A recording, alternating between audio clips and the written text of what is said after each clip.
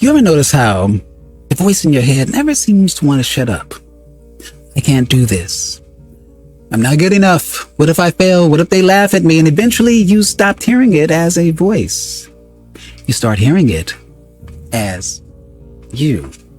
But what if I told you most people are not actually living consciously? They're living through programming, patterns, conditioning, fear loops, identity scripts they absorb from their parents, school trauma, society, algorithms, humiliation, rejection.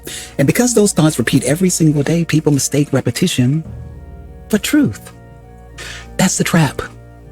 The ego survives by convincing you that it is you, but you're not the voice. You are the awareness hearing the voice.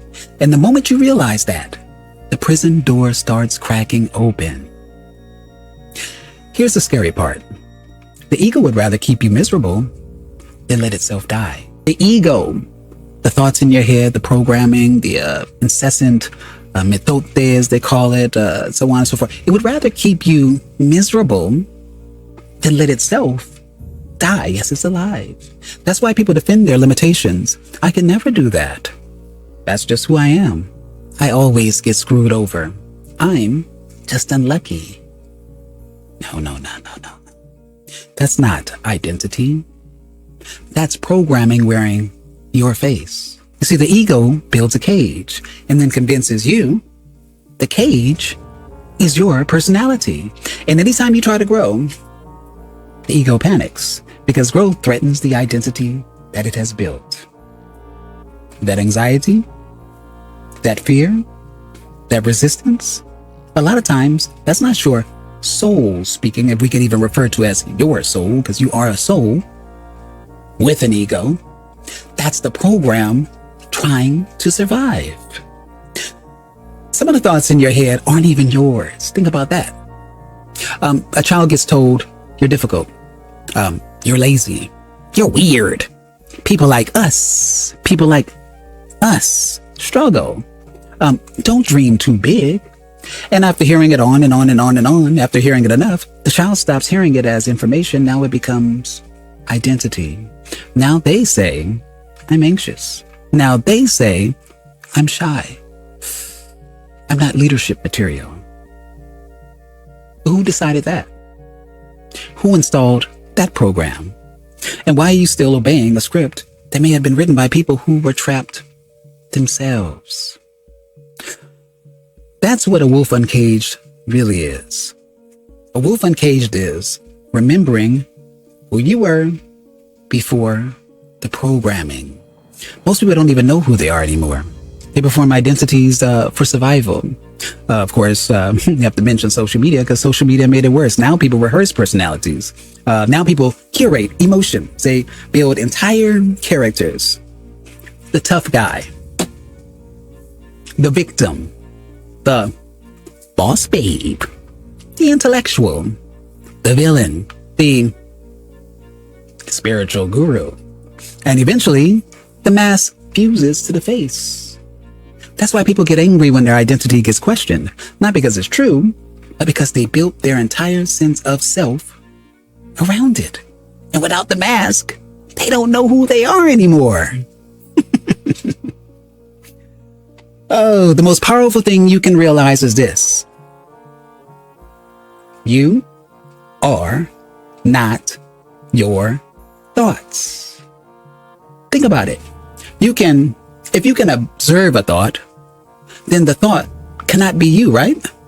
If you can witness fear, then fear is an experience you are having, not your identity. The ego says, I am afraid. Consciousness says, I notice fear appearing. That separation changes everything. Because once you stop identifying with every thought, you stop being controlled by every thought. Now the ego becomes what it was supposed to be. A tool, not the master. You know why the system pushes identity so hard? Because identities are predictable. If they can keep you trapped in labels, They can predict your behavior. Political identities, trauma identities, consumer identities, social identities. Keep people emotional, keep people reactive, keep them tribal, keep them offended, keep them insecure. And they'll never stop long enough to ask the real questions. Who am I without the programming? A person who discovers that becomes dangerous to systems that are built on manipulation. Because conscious people, people who can see, truly see, people who know they are not the little me, the ego, people who have a separation between what I am and who I think I am, are hard to control. So you ask, how do you break free? You stop blindly believing every thought that is in your head. You start observing, seeing the thoughts like this. Here's me, and here's the thoughts. Every time the mind says, I can't, I'm doomed, I'm not enough, pause. Ask, who told me that? When did I agree to that? Is this actually true? Or is this conditioning? That simple pause creates distance, and distance creates freedom. You are not the mask. You are not the fear, not the identity, not the script. You are the awareness behind all of it. And once you realize that, the ego stops driving the car. And for the first time in your life, you begin to consciously create who you become.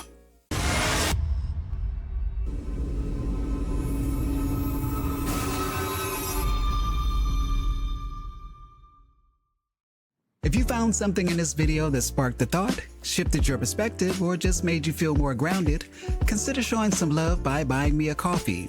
It helps fuel the channel, keeps the uploads coming, and lets me know that the content matters to you. The link's right below in the description or on my channel banner. No pressure, just appreciation if you're moved to support. And as always, thank you for watching, thank you for listening. I am Tony Victory, a wolf uncaged. Thank you. Peace.